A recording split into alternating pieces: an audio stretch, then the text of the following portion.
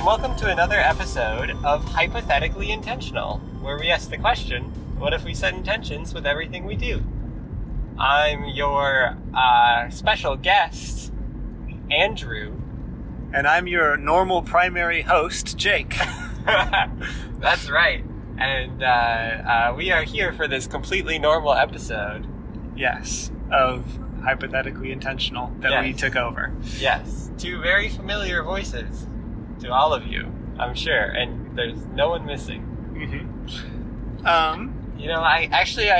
Wait, hang on. I feel like we're forgetting something.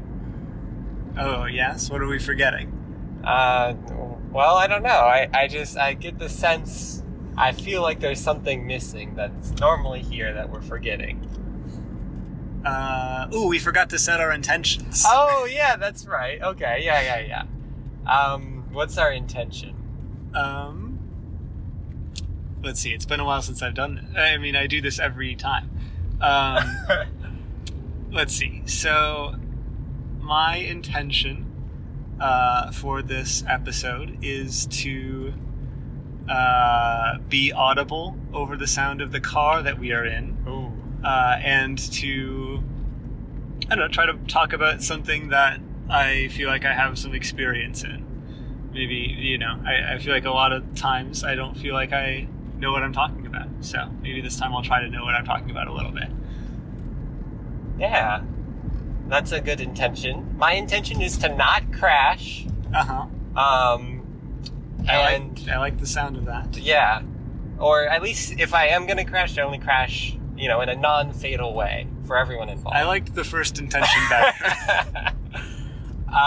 And then to also be able to focus enough with my secondary focus. I will be primarily focusing on not crashing, but with my secondary focus to be able to contribute to the conversation, or at the very least listen in a meaningful way. So, what are we going to talk about, Jake? Well, I was thinking we could talk about kind of like doing creative work. This was something that I tried to talk about with Michelle on a much earlier episode of the podcast, but it was lost to time and or one of the two people on the podcast, not saying which, may have forgotten to press record on their device. And it may have been the one of the two of us that has less experience podcasting. So this is something that months ago I meant to talk about with Mom, but I did forget to record my part of the audio, so it was not usable. So I was thinking I could talk about it with you today. Yes, that seems good. I'm sorry, I'm a bit confused. You keep mentioning this Michelle and this Mom. It sounds vaguely familiar to me, but I can't quite place where I know it from. Did I? I kind of whacked out for a second. Oh, maybe I'm just misremembering. Anyway, let's move on. Yes. So, I'm trying to remember how it came up originally, but it was one of those things that came up while we were talking and then kind of turned into an episode. But we had been talking about what your process looks like for doing creative work, and I'm a software developer by trade, which is kind of a creative work, but it's not something I feel like is interesting to talk about in this setting here. But I think it's interesting to talk about. Well, I don't want to talk about it. But that is fair. It's kind of hard to talk about your job sometimes. Yes. But something else that I do that is maybe more traditionally what you think of as creative work is I play a lot of Dungeons and Dragons, and I happen to be, run some pretty long form campaigns for that. So they're homebrew campaigns, which means I kind of write the story and make the content that the players will go through and all that good stuff. I mean, I guess I wouldn't say I write the story. It's cooperative, but... Well, yeah. So actually, before we get too deep into the weeds, I play a lot of D&D. That's short for Dungeons and Dragons. You play a lot of D&D. Our audience may not. So just for anyone who may not know what it is, could you give a brief, what is Dungeons and Dragons? Sure, yeah, that's a good call out. Dungeons and Dragons is I guess you'd call it the tabletop role-playing game. It's kind of like a cooperative storytelling experience that you do with some players. A bunch of people are players that portray a character in the world, and then one player is they call him the DM or the dungeon master, but they're effectively in charge of everything else, the world, any other characters in that world that are not portrayed by the players, any sort of events going on in that world. You kind of build all of that up, and then the players, with their characters that they've created, kind of interact with it in whatever way they choose. And so my job is to create that world and have it be interactable for everybody else. And of course, there's a bunch of rules associated with this, but we don't have to get into that. Really, for the purposes of what we're talking about here, my job is to create a sort of interactive world with characters in it that the players can have adventures in, basically. Right. Yeah. So as you're playing a game of Dungeons and Dragons, you are like acting as if you are your character for at least a lot of the time. So you might have a conversation with someone else in character. So I am in the campaign that Jake runs, that Jake's a DM for. My character is a fighter and a vampire, and she might interact with our other character, who is a cleric and a dwarf, and that is like you are acting. So it's like a combination of acting and storytelling and improv and imagination. It is absolutely a creative endeavor. Yeah. And then on the DM side of thing, there's a whole nother layer of sort of creativity there. Do you want to speak to that? So we'll play every other week. We play, and our sessions usually last, we'll say, 3 hours. And so between those sessions, I'll spend usually at least as long as the session is, and oftentimes a fair bit longer than that, kind of getting things ready, doing like preparation work, I guess you could say. And a lot of that is very much creative work, in that, like, okay, here's where the players are in the world, and I have to figure out what sort of adventures to put them through, sort of.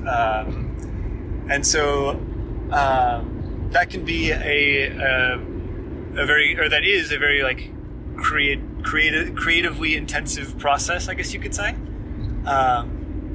which is a great deal of fun. But so, yeah, I guess I can talk a little bit about what I like to do for that, to get the juices flowing, because one thing that happens very frequently to me is that it becomes hard to figure out what's going to happen next. Right. I definitely DM as well sometimes, and I actually struggle a lot with knowing how to prep for a session. So like I think you are a much more experienced DM than I am. How do you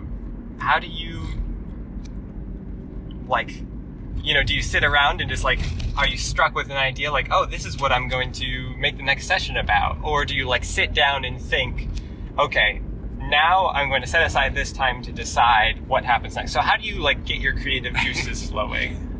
This is a wonderful question. It's more, so this is going to sound kind of stupid, but there is an amount of it that is waiting to have a good idea. Waiting is not really the right word there, though, because you're not really just kind of sitting around waiting to be struck with a blinding flash of insights, at least for me. Okay, yeah, so there are, kind of two modes of the prep there. There's the one where it's more almost like technical feeling, where you're like writing and like coming up with rules and stuff like that, and there's a phase of just kind of like generating ideas.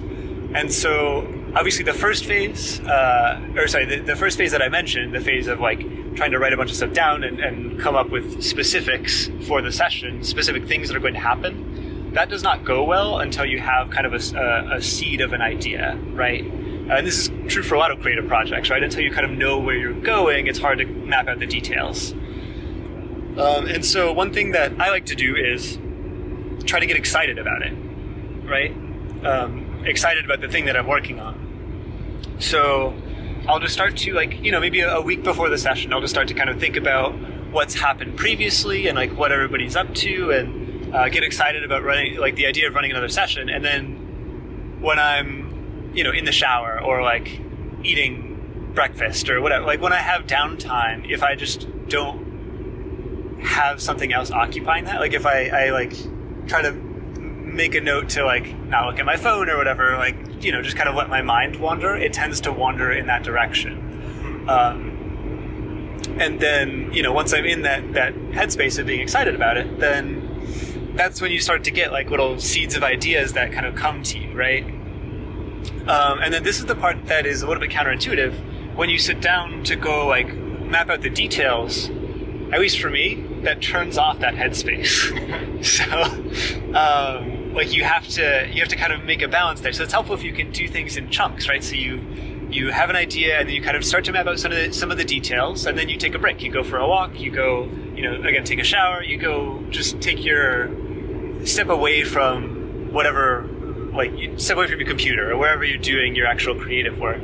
And in those moments are when you get a lot of for me anyways, get a lot of those like follow-up ideas. And then you can go map up details for those and come back to it. But where it gets hardest is when you don't have an idea and you need to have something ready. Like when you give yourself those hard deadlines. Obviously for something like Dungeons and Dragons, we have sessions scheduled on certain days, so I have to be careful about those deadlines. But if you have the opportunity to like, start something early so that you have more time to like let your mind wander, that can be really, for me anyways, that can kind of pay some dividends when it comes to the quality of the output. So, anyways, I know that was kind of long-winded, but no, that's definitely like something I've found to be true as well. I definitely have I think creativity is such a difficult thing to force. Like, yes, absolutely. I do not envy people who need to be creative for their job. I mean, in some ways I do envy them because, like, being creative is super satisfying and like, rewarding when it works. Right. When you do it.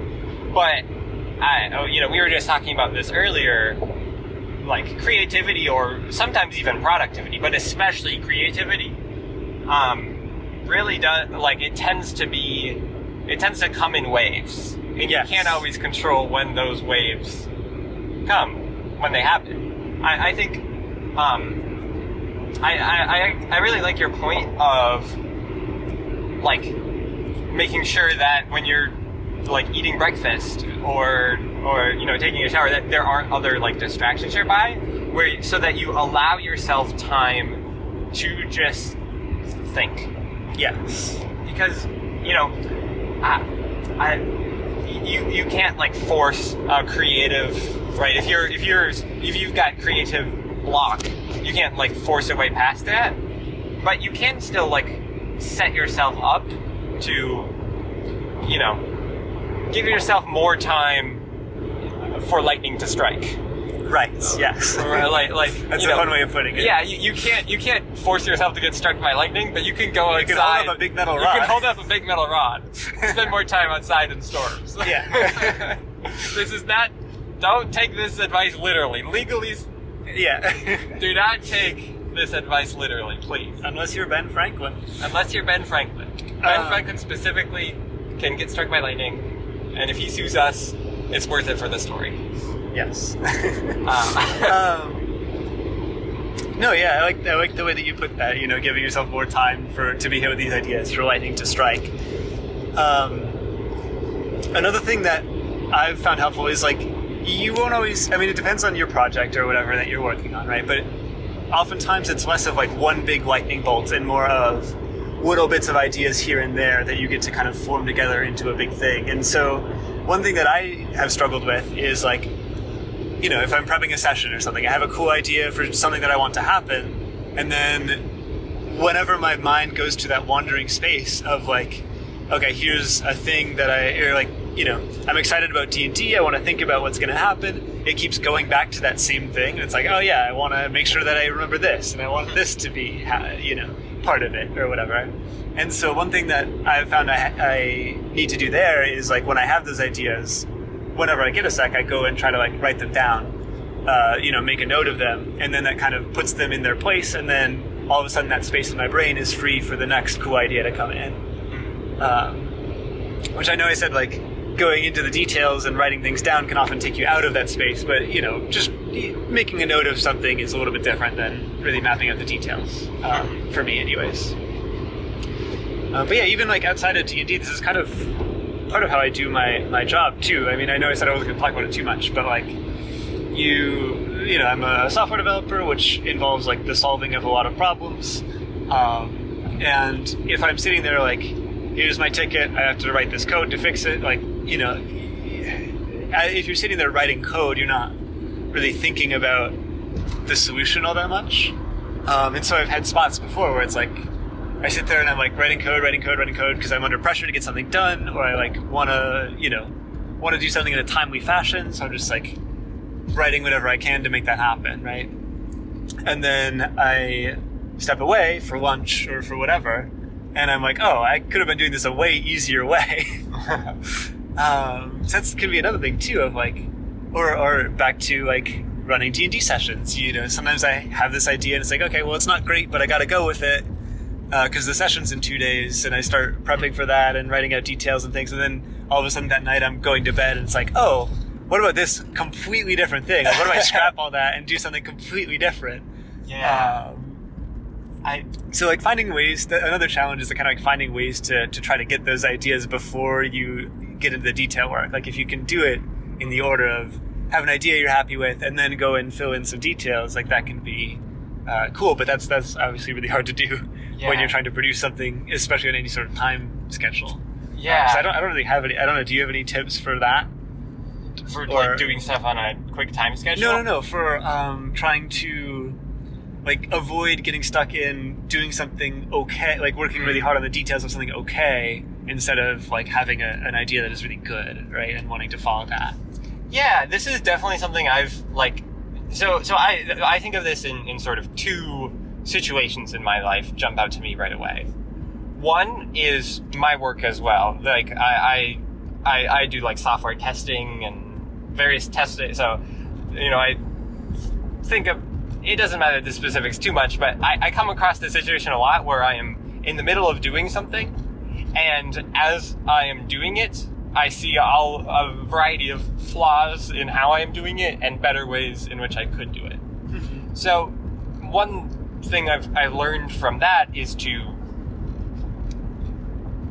write out my thoughts, or maybe not write out, but really like before I do anything, even if there's like a time crunch or there's a lot of pressure for me to get it done, take some time beforehand and just think it through, right? Imagine doing it. Imagine doing the thing. Yeah, I like that a lot. Like, what if I decided on, right? Because it's a lot quicker to imagine doing a thing than it is to actually do a thing. Yes, that's true. So, like, sometimes I will literally imagine myself, like, in the test room, running these tests, with, going all your equipment with all my equipment out, and right, exactly, and like physically maneuvering the computer, right, like whatever, and I find it's easier to like think of, or to like see the flaws and see the ways to improve it there. The other thing is, I think the sort of common thread here is these things, whether it be coding or testing or prepping for D&D, are all iterative processes, or at the very least they should be, or like I think in my mind, in my experience, iterating on an idea is will almost always lead to a better result than picking an idea and locking yourself into it, right? I think the process of iteration, of starting with an idea, working with it in a rough manner, and then taking another pass and evaluating, right? It's that sort of cycle of make a decision, go with that decision, build on that decision, and then evaluate that decision, and then make another decision, and then build on that decision, and then evaluate that decision. And as you iterate, right, that's the loop, that's the iteration. And as you go through that, you'll notice things that were bad with your very first decision. So the quicker that you can go through that loop, the quicker you can get to the evaluate your decision part, the quicker you can notice those flaws or those things that could be better, and make them better. So I said there were two areas in my life where I think of this coming up a lot, and the other one is like woodworking or crafting. Oh, sure. Whenever I am like working on a project, I very rarely do I do the same project twice. But when I do, the second time is always better than the first time, and the third time is always better than the second time. I always like, and there's always like things that you notice when you're doing the thing that, like, you realize a better way to do it. Like, so I guess how would you apply that to like creative work, right? Where like, I suppose maybe being very quick to look at your ideas as you're filling in those details and say, oh, this isn't going to work for this reason, and not being afraid of doing that is maybe one way that comes up there, right? Yeah. Not being afraid of, even throwing some things out, or like, because when you do creative work, especially, like, I know this from experience. Not every idea that you have is going to be a real good one, right? Yeah. But those ideas are still valuable. You can still use them to, get yourself started and find out what's wrong with those ideas. And sometimes that teaches you a lot about what a better idea might be. Yeah. Sort of like you're saying with like a woodworking project. You build it once and then you realize, oh, this didn't work out. Yeah. So I'll do it a little bit differently next time, and then it gets a little bit better, right? And that can be a similar process for if you're doing, creative work, I suppose. Right? Yeah. And I think there's a lot of differences between creative work. So, like, yes, the thing absolutely. about woodworking is if you mess up, right, if you make a bad cut, if you cut your piece too small, you can't ever make it big. Like, you can't fix it. There are ways to mitigate it, right? But, to work around your mistake, but you can't undo it. Uh-huh. And you can't really go back. So if you want to iterate on a woodworking project, you have to start it over. You have to do a new one. Mm-hmm. But take writing, for example. You can, you can go back and edit. Yes. And you can write a bad chapter and not throughout the whole novel. Exactly. Or whatever you're doing. Exactly. You can and you can go back and actually like figure out what was bad about that chapter and how to fix it. So like that is why whenever I write, this is why I love writing more than talking when I want to be really precise with my words. Sure. Is because you can say things. I can write way more freely than I can speak because I know I can go back and delete and edit and change. So like there's freedom in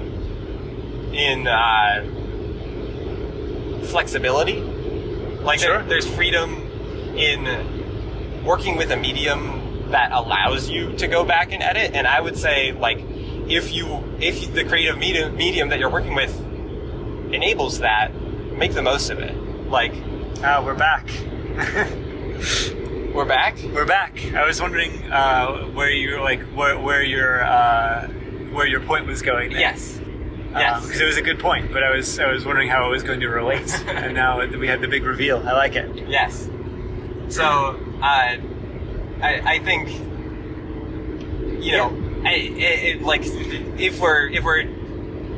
I am advocating for iteration as tight of a loop as you can make it, right? Iterate as much as you can in a creative process. That's my process that I've found works the best for me. And that loop is going to be a different size depending on what your medium is and what your story is that you're telling, or whatever, like, or who you, like, you as a person, right? Like, some people can. Yeah, I don't know. I think that's a great point.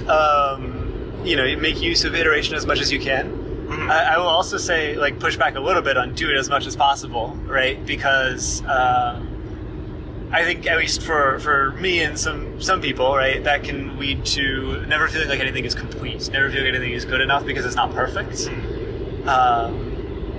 Like, for example, in the writing example, right? If you're writing a book and there's one chapter that's like really you're struggling with, I'm not a writer beyond, D&D in the D&D context, so maybe this is not how books work, but like maybe there's a chapter or something that you're really struggling to write. You can iterate on it forever and ever and ever and never feel like it's perfect, but then there's a saying called "Don't let perfect be the enemy of good." I don't know if you've heard this before. Yep. I feel like at a certain point it's time to move on, right?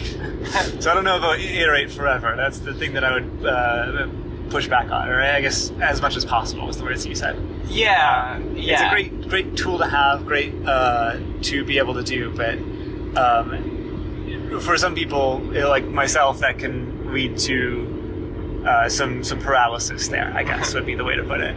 Yeah, I guess that's a fair modification. I now the question becomes, when is it done? Yeah. whatever the it may be, right? Right. Yeah, I guess. Tune in next week. Yeah. No, I think. Yeah. I actually had no where I was going with that, so that'll be edited out. Never mind. No, but that is, it's a good piece of advice still. I didn't mean to poo-poo it. But how dare you poo-poo on my advice? Flawless idea. My flawless idea. I don't... This is something that happened to me, like, we played D&D last Saturday, and I was spending a lot of time preparing for the session because we're getting close to the kind of finale of a few-year-long campaign here, and so I was really struggling to make it perfect, and there was a particular segment that I couldn't really figure out how to make it as fun as I wanted it to be, and so I was just kind of blocked on all the rest of it. I couldn't stop thinking about this one part that I was like, this isn't really doing it for me. I don't think it's going to really be all that exciting. And then finally I decided, okay, I've spent a lot of time on this. I think it's in an okay spot. It should be relatively fine. It's not my best work, but it's time to move on because it's preventing me from, giving attention to the rest of this thing that I'm working on, right? And so I just kind of buttoned it up and slapped in a few stat blocks that I Googled or whatever. Basically I completed the rest of it in almost a half-assed way. And then I moved on to the rest of the session, and I think we had a great time with most of it. I'm wondering if you know which part I'm talking about, Andrew. I don't know which part. I mean, because you said stat blocks, I assume it was the big fight at the end with the portal. Yes. Yeah. That was fun. It was a fun fight. See, look at that. So sometimes good enough is good enough, and that allowed us to carry on with the session and have some more fun stuff in there that I got to spend time on. So I don't know. That's where that's coming from. To bring it back to a slightly more concrete example. Yeah, and when I say iterate as much as you can, I meant more like within any given time span. Yeah, right? sure. Like narrow the loop. Yeah. But you don't have to extend. Oh, I think what you're saying is always think about, is there a way to make this idea better, right? Yeah. Yeah. Well, I feel like this is probably a natural point to stop, unless you have more to say here. But it feels like we're maybe exhausting our knowledge of the topic. So. Sure. Or at least this conversation. Sure. Right? my knowledge will never be exhausted. Oh, well, Just kidding. that sounds nice. Yeah, well, thanks for talking about this. This has been helpful, I feel like, for me. Oh, yes. But yeah, I don't know. How do we leave? That's a good Sayonara.